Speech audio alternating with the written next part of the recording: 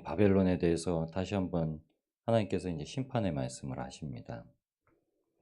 두 처소에 대해서 어, 말씀을 하신 이유가 있는데, 모라다임 그리고 부곳이라는 지역에 대해서 말씀하신 이유는 이 두 지명의 그 뜻을 좀 알아두시면 좋을 것 같습니다.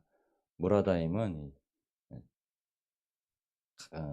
반항하는, 반항지 뭐 이런 뜻인데, 두 배나 반항하는 곳, 그러니까 다른 곳보다 더 많이 하나님 앞에 반항하는 곳이란 뜻이고, 부곳은 하나님께서 보응하신다. 그러니까 그렇게 반항하는 곳, 배도하는 곳, 하나님을 업신여기는 곳, 갑절에 그 일들을 행하는 곳을 하나님께서 반드시 보응하신다라는 말씀입니다. 그래서 이 21절 말씀을 먼저 보시면, 치고 쳐서 진멸하라. 22절에도 파멸이 있으리라. 이런 말씀을 계속 이제 하시고 계십니다. 오늘 말씀해 보면은 당연히 갑절이나 반항을 하는 곳에 대해서 이 바벨론을 지칭하시는 이유가 그의 교만함이라고 말씀하십니다.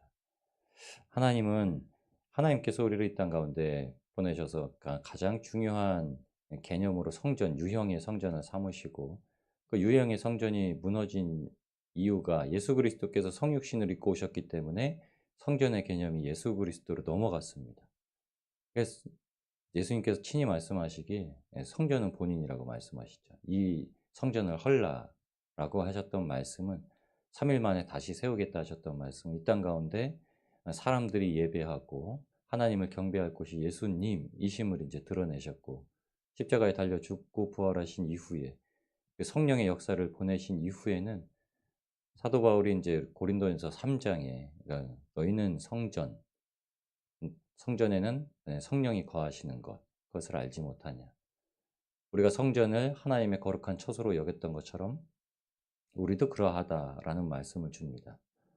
근데 고린도전서 3장의 전반적인 내용을 한번 쭉 보시면 무엇이라 말씀하시냐면, 1절부터 시작되는 말씀은 사도 바울과 아볼로를 그리고 지칭하여서 나누어진 파에 대해서 이렇게 얘기합니다. 사람은 아무것도 아니요, 사역자는 아무것도 아니요. 나는 사도 바울은 씨를 주고 아볼로는 물을 주되 자라게 하시는 하나님이시다. 이 말씀을 주고, 그 다음에 주시는 말씀이 뭐냐면, 인생에서 쌓아야 될 공적이 있다. 금으로 보석으로 지피나 돌로 이것저것으로 하나님께서 쌓으시는 대로 마지막에 불을 보내셔서 태워지는 것들은 아무 소용없는 것들이다.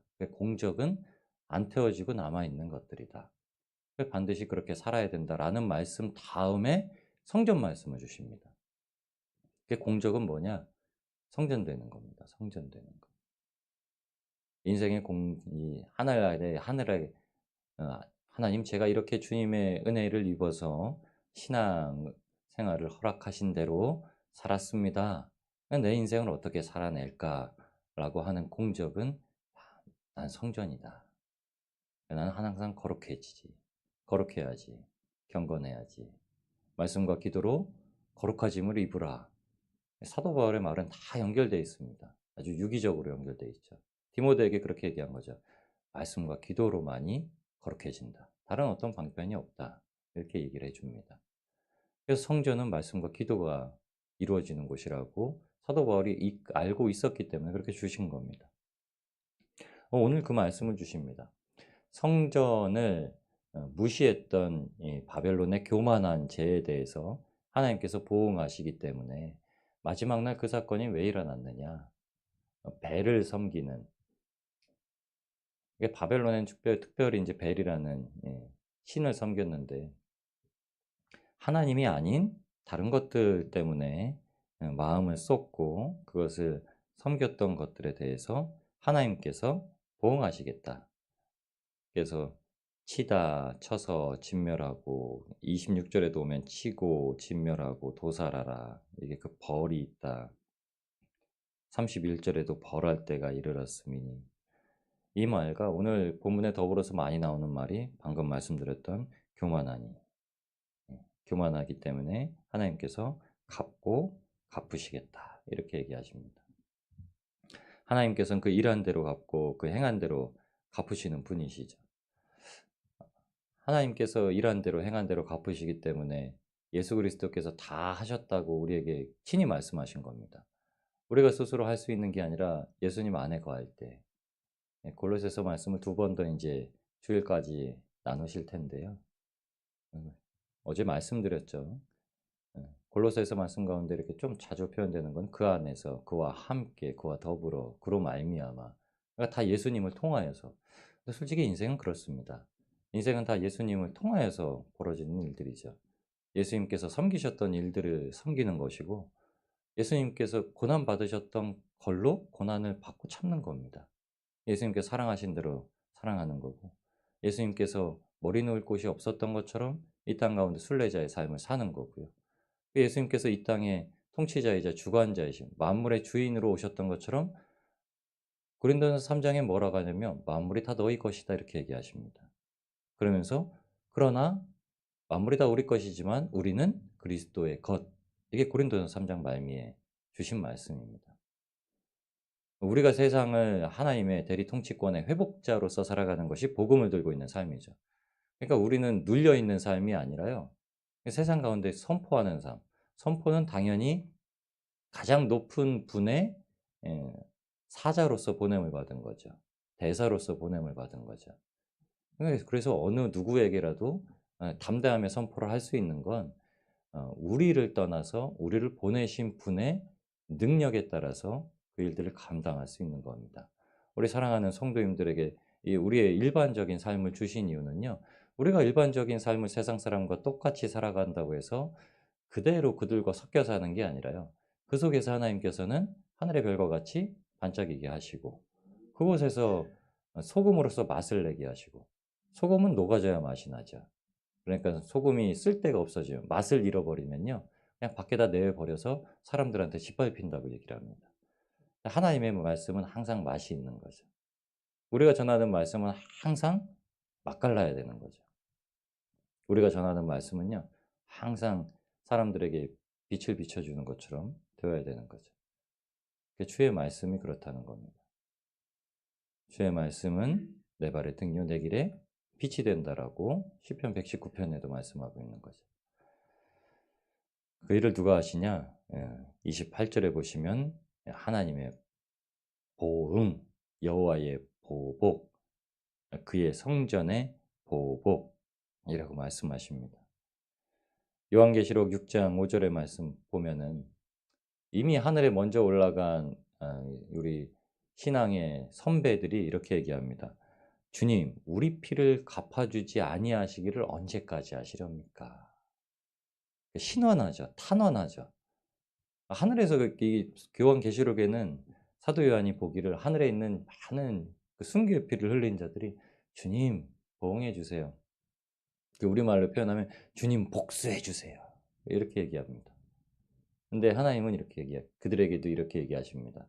때가 차기까지 그냥 내 때가 있다. 내 때가 있다. 이렇게 말씀하십니다. 우리가 이 땅에 살면서 하는 기도를요. 어떻게 보면 저 하늘에서는 맨날 우리는 그렇게 얘기하잖아요. 하나님만 보고 찬양하고 이미 주님과 함께 낙원에 있다라고 하고 좋다라고 하고. 근데 왜 탄식을 하느냐? 그 하늘에서도 여전히 이 땅 가운데 살아가고 있는 형제 자매들을 위해서 탄식하고 있다라고 말씀하는 거예요.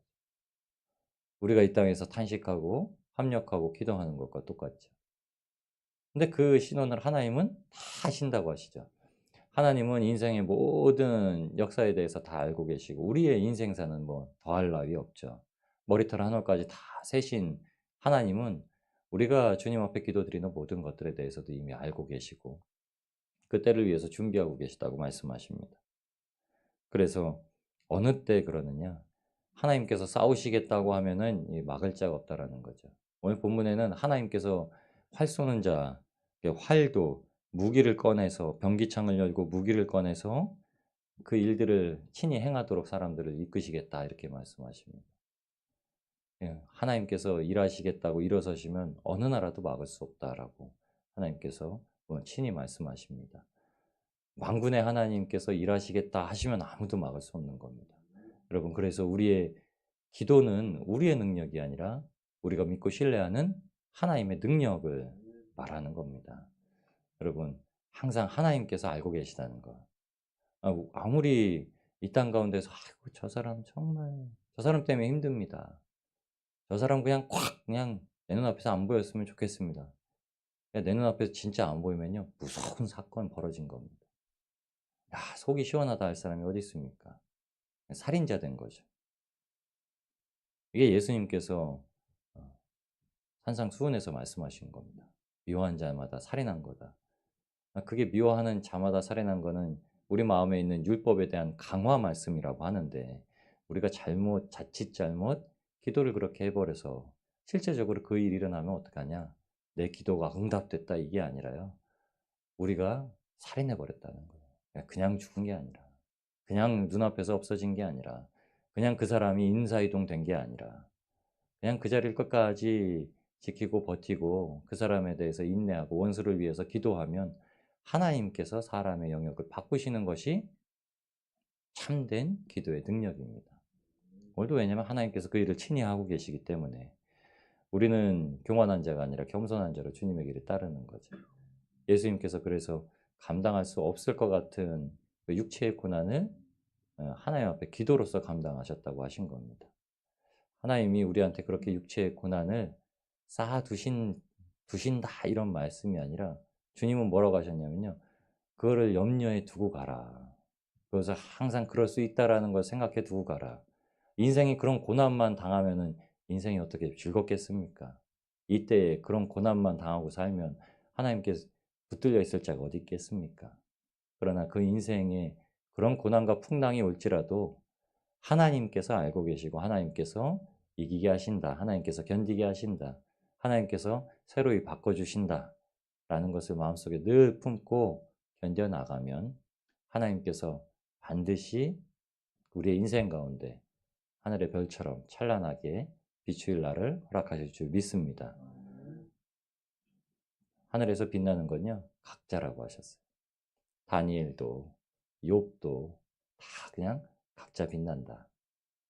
저와 여러분의 인생이 하나님께서 맡겨주신 자리라면, 북두칠성의 자리는요 7개가 있어야 되고 뭐 많더라고요, 별자리가. 그 자리는 항상 그 별이 그 자리에 있어야 별자리가 완성됩니다. 멜리대 교회 우리 성도님들은 하늘의 멜리대 교회 별자리처럼 각자의 자리를 잘 지켜서 오직 하나님께만 모든 것을 맡겨드리며 기도하며 삶을 살아내시길 우리를 원하신 예수님의 이름으로 축복합니다.